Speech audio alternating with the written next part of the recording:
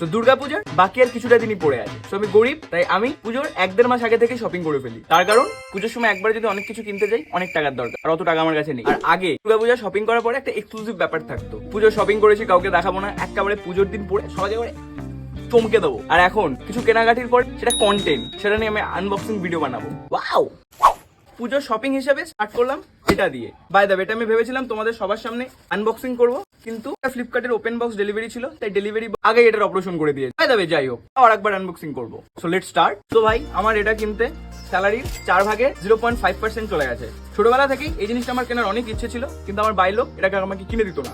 সেদিন আমি মনে মনে প্রতিজ্ঞা করেছিলাম, সালা বড় হয়ে যেদিন ইনকাম করতে শুরু করবো সেদিন আমি এই জিনিসটাই সবার আগে কিনবো। না, সবার আগে না, মিডিলে কিনবো। তো ফাইনালি আমি সেটা কিনেছি, এই হান্টিং শু।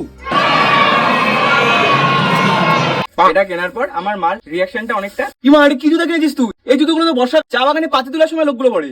नहीं, मैं गाली नहीं दे सकता। नहीं, गाली नहीं देना। अब फैमिली देखती है, वरना मैं ऐसे गाली दूं।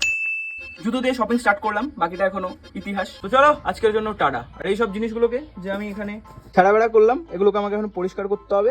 Do a dangerous thing with style. That's what I call it.